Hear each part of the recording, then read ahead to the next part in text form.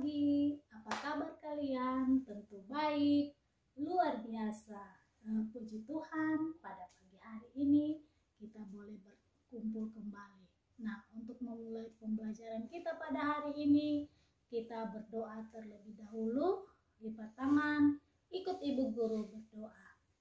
Bapa di surga, kami bersyukur hari ini kami diberi kekuatan dan kesehatan.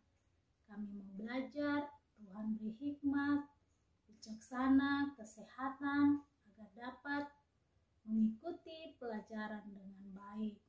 Guru kami yang akan mengajar, Tuhan berkati. Bapa di surga, berkati orang tua yang akan membimbing kami belajar di rumah. Terima kasih Tuhan, kami siap belajar. Dalam nama Tuhan Yesus, kami berdoa. Haleluya. Amin. Nah, anak-anak semua sudah siap Alkitabnya, buku agamanya, dan buku cetaknya. Semuanya alat tulis disiapkan. Kita akan belajar. Nah, hari ini semuanya hadir. Iya, puji Tuhan semuanya hadir. Nah, anak-anak memulai pelajaran kita semuanya. Perhatikan ke slide. Materi pada hari ini adalah saling menolong dalam keluarga yang terdapat dalam buku siswa halaman 45. Bahan Alkitabnya adalah yang pertama dari Galatia pasal 6 ayat 2 dan dari Yohanes pasal 2 ayat 1 sampai 5. Nah, anak-anak yang ada di rumah, tujuan pembelajaran kita pada hari ini yang pertama menyebutkan alasan saling menolong dalam keluarga. Yang kedua, menyebutkan contoh menolong dalam keluarga. Yang ketiga, menceritakan kisah Alkitab tentang saling menolong.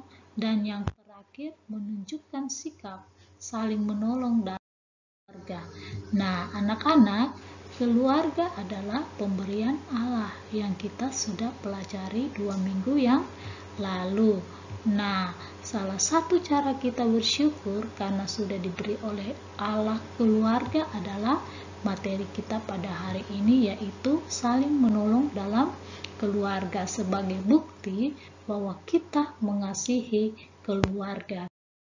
Nah, anak-anak yang ada di rumah, pernahkah kamu menolong ayah, ibu, kakak, atau adik kamu di rumah? Nah, tentunya semua orang pernah menolong anggota keluarganya masing-masing. Nah, gambar saling menolong adalah yang pertama ini, seorang anak perempuan yang membantu ibunya mencuci piring. Dia sangat senang dalam membantu. Kedua, seorang anak laki-laki yang membantu ayahnya mencuci mobil. Mereka mencuci satu keluarga, betapa senangnya mereka sambil bercanda. Nah, yang ketiga, di sini ada seorang kakak yang menolong adiknya mengaturkan mainannya. Mereka mengaturnya dengan damai. Mereka senang. Nah, anak-anak yang di rumah, bagaimana perasaan saat menolong anggota keluarga kalian? Nah, ada yang perasaannya senang sekali. Nah, ada juga dia sangat sedih, mungkin karena dia kecapean atau karena dia malas, jadi dia sedih saat menolong keluarganya. Dan yang ketiga, dia rasa biasa saja kok. Nah, siapa yang punya pengalaman menolong di rumahnya boleh ditulis dan diceritakan perasaan kalian itu pada buku tugas kalian pada halaman 46 dalam buku siswa ya. Nah, nanti kalau selesai dicaplik sama ibu guru. Kita lanjut materinya, yaitu mengapa kita harus saling menolong. Nah, ada yang tahu? Nah, hari ini kita pelajari mengapa kita harus saling menolong. Yang pertama, karena manusia itu makhluk sosial. Apa sih artinya makhluk sosial? Ada yang bisa? Ya, betul sekali. Yaitu yang dimaksud dengan makhluk sosial adalah manusia tidak dapat hidup seorang diri. Dia membutuhkan orang lain. Jadi dia pun dibutuhkan oleh orang lain. Jadi saling membutuhkan. Anak-anak yang di rumah, yang kedua, mengapa kita harus saling menolong? Adalah perintah Tuhan Allah dalam Galatia pasal 6 ayat 2. Nah, buka semua Alkitabnya. Galatia pasal 6 ayat 2. Kita baca bersama-sama. Bertolong-tolonglah menanggung bebanmu. Demikianlah kamu memenuhi hukum Kristus. Jadi kita harus saling menolong dalam membantu orang lain sehingga bebannya menjadi ringan. Contohnya gimana? Misalnya kalau dia bekerja cuci piring, seharusnya dia cuci piring itu setengah jam. Kalau kita membantunya mungkin menjadi 10 menit. Jadi bebannya berkurang dan ringan. Nah, kalau kita sudah melakukan itu, kita menolong orang lain, berarti kita memenuhi hukum Kristus. Apa maksudnya memenuhi hukum Kristus? Maksudnya kita sudah melakukan perintah dari Tuhan. Nah, kisah Alkitab yang saling menolong terdapat dalam Yohanes pasal 2 ayat yang pertama sampai ayat yang kelima. Judulnya Perkawinan di Kana. Kisah ini adalah mujizat pertama Tuhan Yesus. Karena itu terletak di sebuah kota di dataran tinggi Galilea. Nah, ini petanya. Tuh Galilea dekat Kana. Nah, bagaimana kisahnya? Nah, anak-anak simak baik-baik dan kalian dapat ceritakan kisahnya nanti ini dalam kelompok kalian. Nah, tentunya kalian dapat mengerjakan secara berkelompok nanti, diceritakan berganti-gantian sesuai dengan gambar ya. Nah, kita saksikan videonya berikut.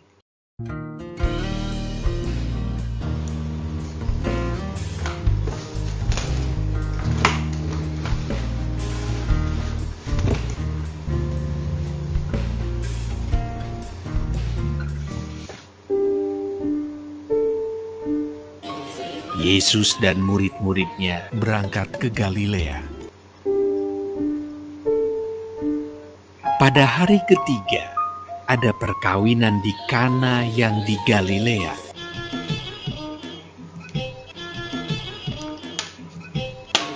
Yesus dan murid-muridnya diundang juga ke perkawinan itu.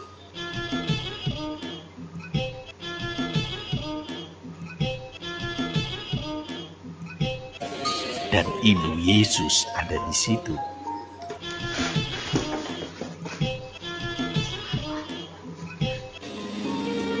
Ketika mereka kekurangan anggur,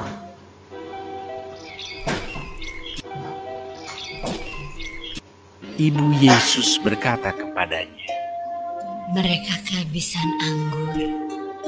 Kata Yesus kepadanya, "Mau apakah engkau daripadaku?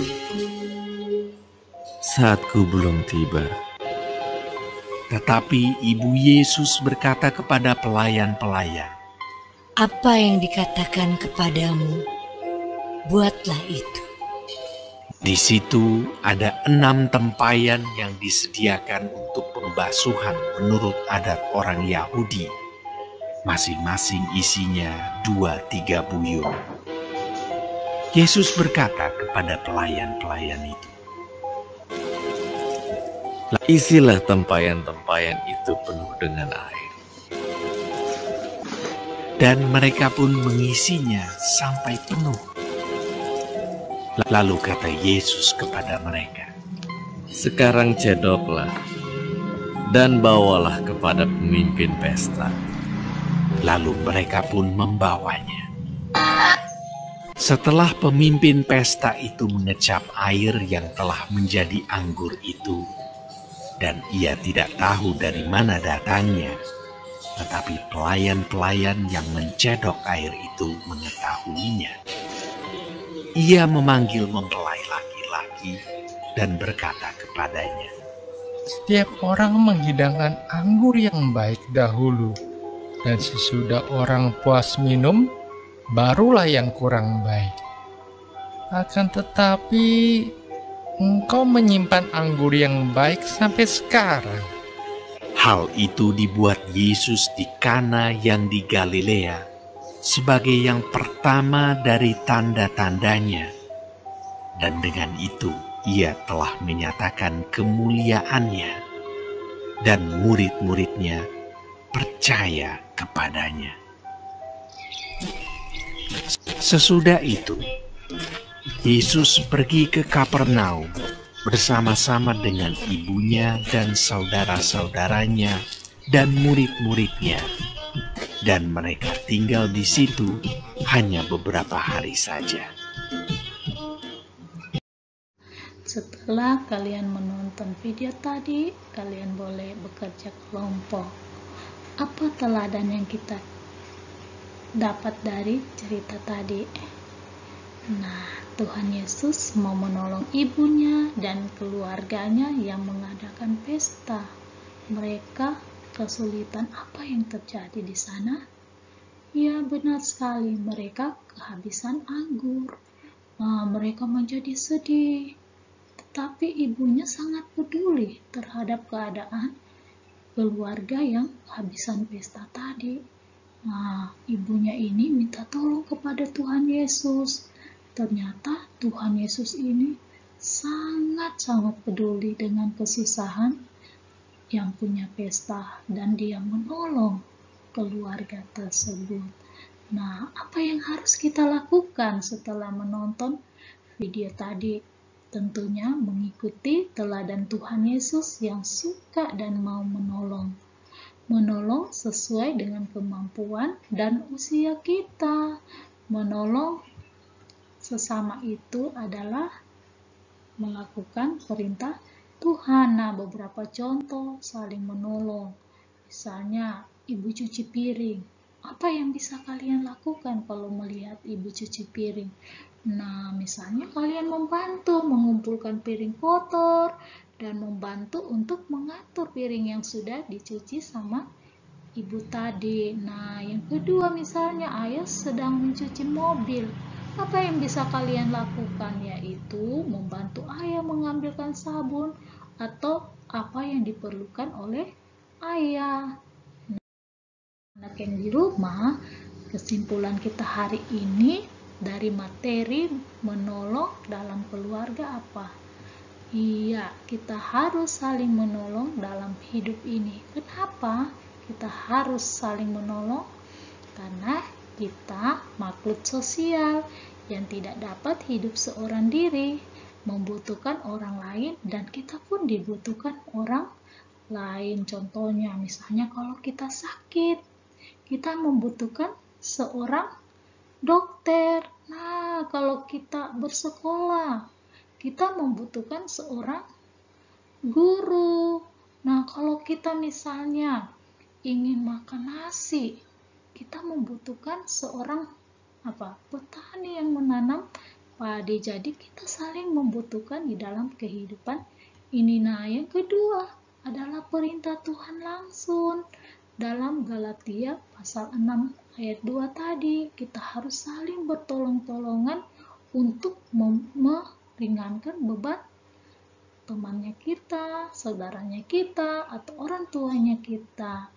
Nah, yang ketiga tentunya tadi, yang paling utama adalah teladan dari Tuhan Yesus sendiri yang suka menolong orang lain. Nah, itu salah satu pertolongan yang dia berikan kepada orang lain. Misalnya ada lagi pertolongan dia menyembuhkan orang sakit, dan masih banyak yang dilakukan oleh Tuhan Yesus. Nah, anak-anak yang di rumah, itulah materi kita. Tugas anak-anak pada halaman 52 dan 53 buku siswa ya, harus dikerja dan dicaprik kepada ibu guru kalau sudah selesai. Nah, menutup pelajaran hari ini, kita menyanyi, kita kerja sama-sama.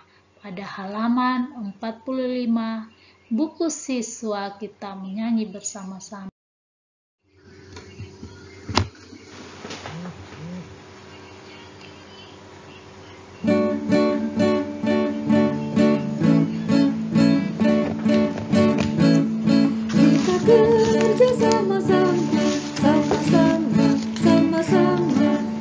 kerja sama-sama, senanglah hati. Kerjamu, kerjaku, semuanya dua Tuhan. Kita kerja sama-sama, senanglah hati.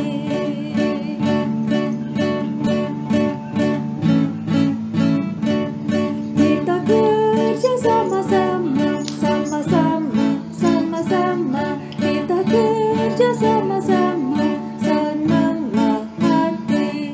Kerjamu, kerjaku, semuanya dua Tuhan.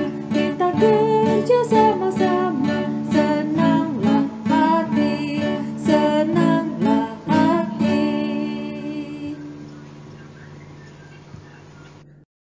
Anak-anak, mengakhiri pelajaran kita pada hari ini, tentunya kita satu di dalam doa. Kita berdoa. Terima kasih Bapa di surga, kami sudah belajar. Tuhan sudah mengajar kami lewat cerita firman Tuhan pada hari ini. Tuhan suka menolong, sehingga kami pun Tuhan sebagai anak-anak Tuhan Yesus, kami dituntut untuk selalu mengasihi, untuk saling menolong satu sama lain. Sehingga kami menjadi anak-anak Tuhan yang selalu melakukan perintah Tuhan di dalam kehidupan kami. Berkati kehidupan kami selanjutnya Tuhan, berkati kedua orang tua kami, berkati guru kami dimanapun mereka berada. Terima kasih Tuhan untuk pelajaran hari ini. Tuhan, ampuni setiap salah dosa kami, dalam nama Tuhan Yesus kami berdoa. Haleluya, amin.